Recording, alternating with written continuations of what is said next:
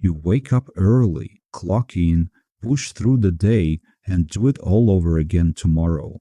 You tell yourself that if you just work harder, spend less, save more, you'll finally get ahead.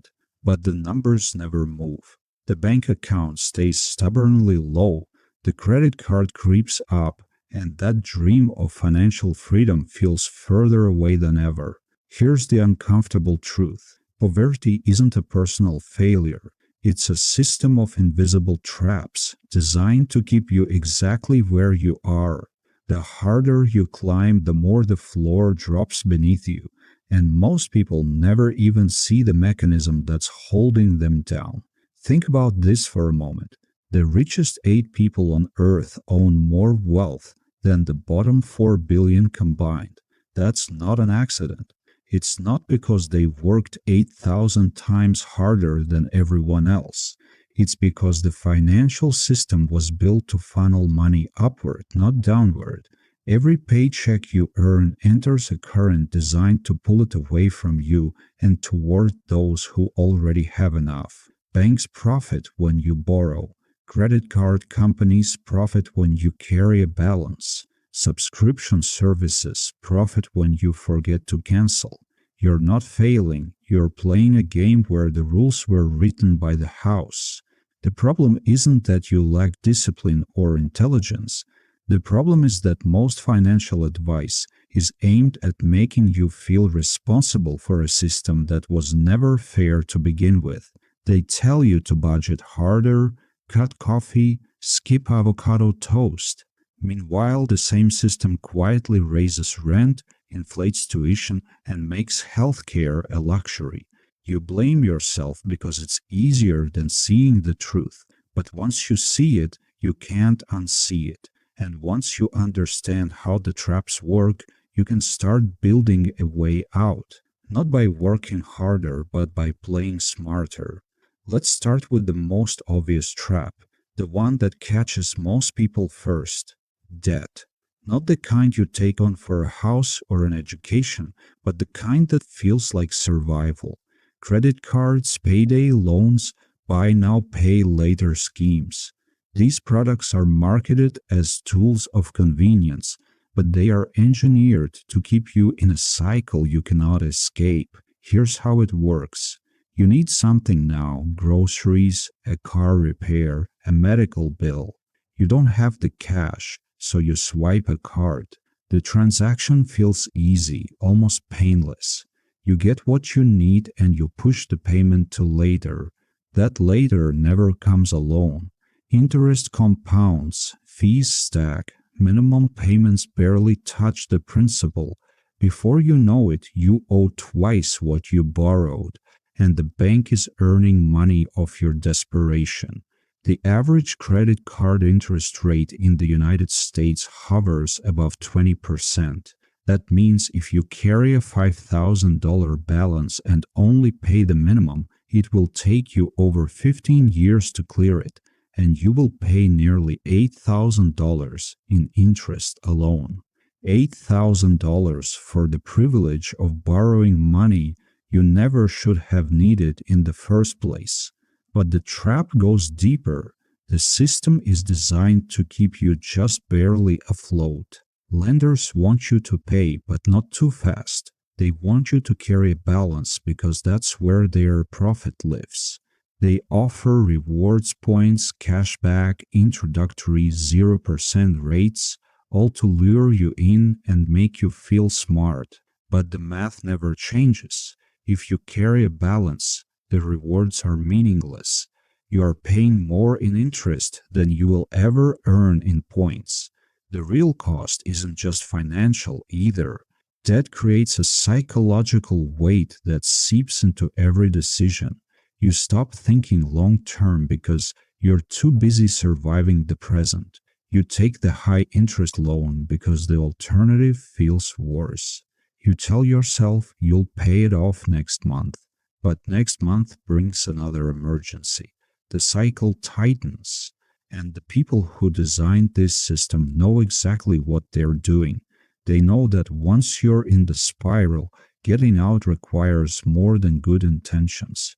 It requires restructuring the game entirely. Now let's talk about the trap that hides in plain sight, the one that feels harmless because it's small. Subscriptions, streaming services, cloud storage, fitness apps, meal kits, delivery memberships. Each one costs somewhere between $5 and $15 a month. Alone, they seem insignificant. Together, they form a quiet leak that drains your account without you noticing. The average person underestimates their monthly subscription spending by more than 200%. You sign up for a free trial, forget to cancel, and suddenly you're paying for a service you haven't used in 6 months. The companies know this. They rely on your inattention. It's called breakage, the revenue they earn from customers who forget to cancel. It's a multi-billion-dollar industry built entirely on your distracted autopilot, but subscriptions are only part of the convenience drain. The bigger threat is the lifestyle creep that convenience enables. You pay extra for delivery because cooking feels like work. You pay a premium for pre-cut vegetables because chopping takes time. You buy coffee out because brewing at home requires effort. None of these decisions feel unreasonable in the moment. They feel like small investments in your sanity, but add them up. A $5 coffee every workday becomes over $1,200 a year. A delivery fee 3 times a week becomes nearly $2,000 annually. Subscription stacking can easily exceed $300 a month. That's $3,600 a year for things you barely notice. Meanwhile, you tell yourself you can't afford to save. You can't afford to invest. The contrast is staggering.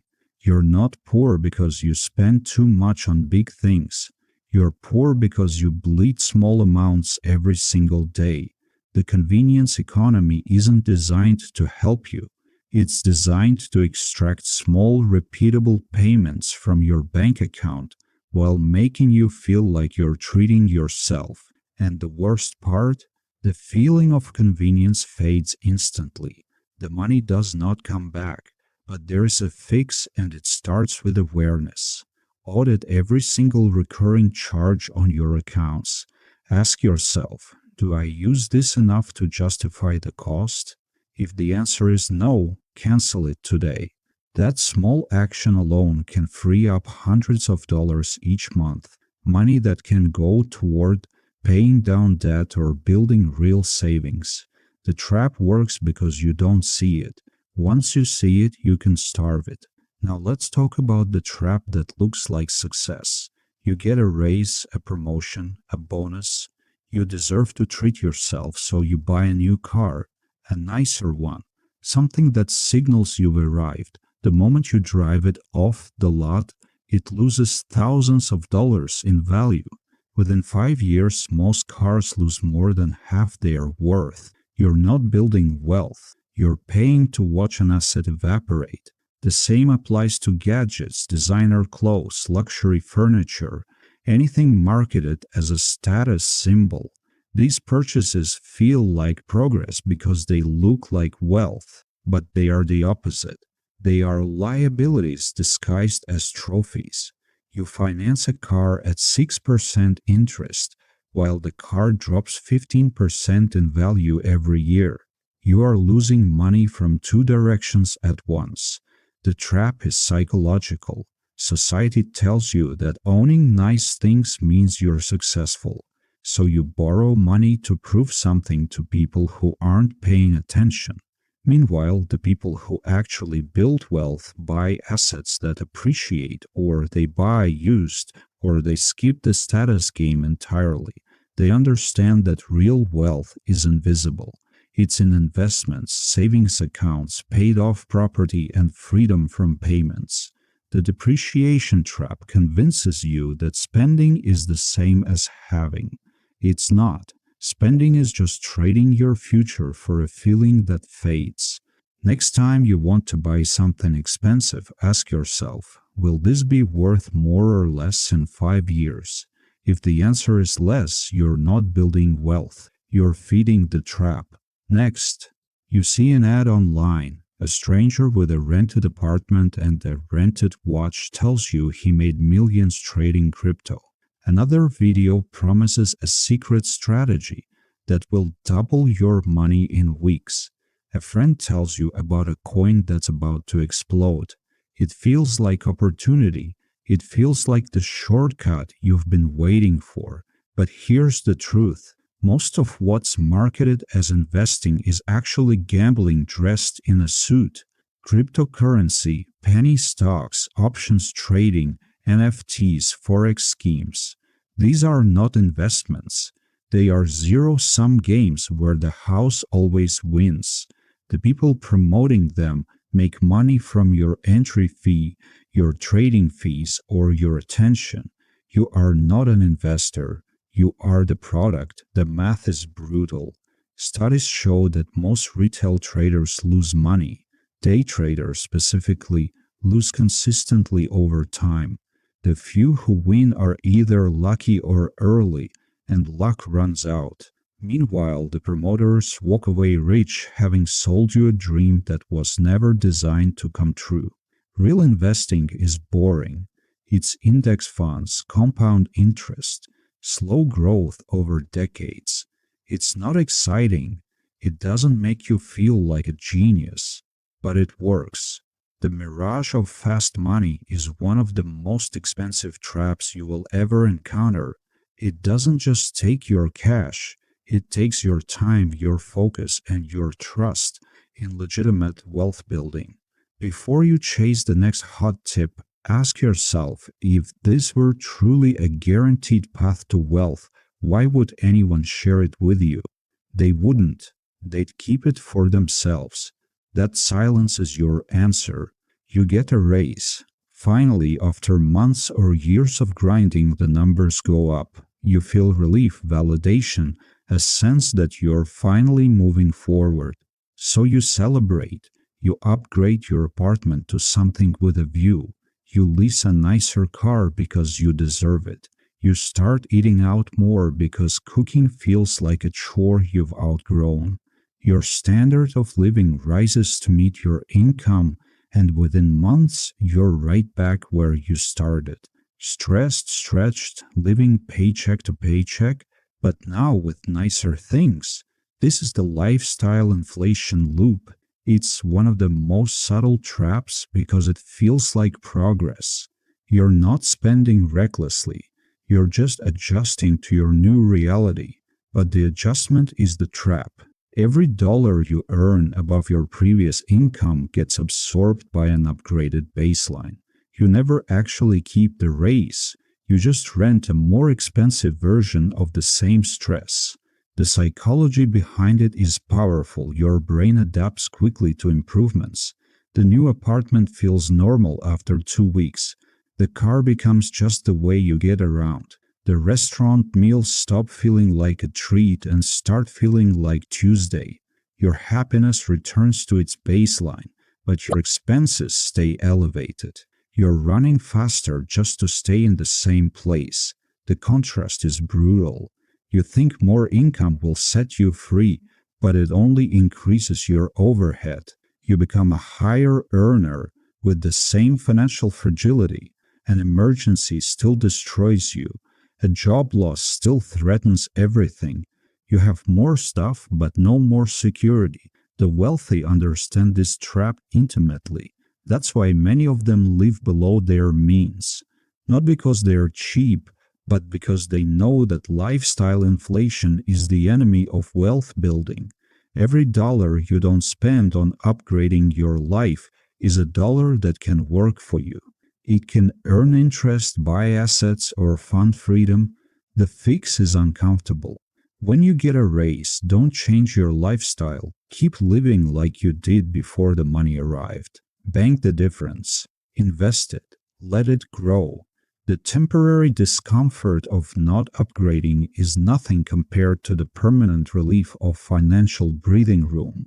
The trap wants you to spend your future before you've earned it. The escape is to starve it with discipline. You've seen the traps. Debt, subscriptions, depreciation, fake investments, lifestyle inflation. Each one is dangerous on its own. But the real danger isn't any single trap. It's what they do to your mind over time. Living inside this system creates a deep, quiet exhaustion. You start to believe that financial freedom is for other people, people who are smarter, luckier, or born into the right circumstances. You stop planning for the future because the future feels like a luxury you can't afford. You stop believing that change is possible because every attempt so far has failed. This is the psychological lock. It's not just about money, it's about hope. The traps are designed to keep you so busy surviving that you never have the energy to escape. Constant financial stress shrinks your cognitive bandwidth. You make worse decisions because your brain is overloaded. You take the high interest loan because you're too tired to find a better option. You skip investing because retirement feels like a fantasy. You stay in the cycle because living requires a clarity you no longer have. The trap isn't just stealing your paycheck, it's stealing your belief that you deserve better. And without that belief, no amount of advice will help. The first step out isn't financial, it's psychological. You must decide that escape is possible, even if you can't see the path yet. That decision is the only way to break the lock. So where do you start? The first step is automation. Before you spend a single dollar on anything else, set up an automatic transfer from your checking account to a savings or investment account. Even $20 a week makes a difference. The key is to pay yourself first, before rent, before bills, before subscriptions. You will not miss what you never see. This simple act bypasses your brain's exhaustion and forces the system to work for you instead of against you. The second step is the subscription audit. Go through your bank statements from the last 3 months. Every recurring charge gets a question. Did I use this in the past 30 days? If the answer is no, cancel it immediately. Most people find 5 to 10 forgotten subscriptions eating their income alive. Cutting them feels like a raise you gave yourself without asking anyone's permission. The third step is the 48-hour rule. Any non-essential purchase over $50 gets a mandatory waiting period. You put it in a cart, close the tab, and come back 2 days later. More than half the time, you will realize you didn't want it at all. This kills impulse spending at its source. These 3 actions alone can free up hundreds of dollars each month. That money is not for spending, it is for escaping. You just learned about 5 traps designed to keep you poor: debt spirals, convenience trains, depreciation traps, investment mirages, and lifestyle inflation. But here's the thing. Watching this video won't change your life. Acting on it will. Knowledge without action is just entertainment. Start somewhere. The size of the step matters far less than the direction. You don't need to fix everything tonight. You just need to prove to yourself that change is possible. Drop a comment below. Tell me which trap you're killing first. Reading your responses keeps me accountable to you. This ends now, not with a wish but with a decision.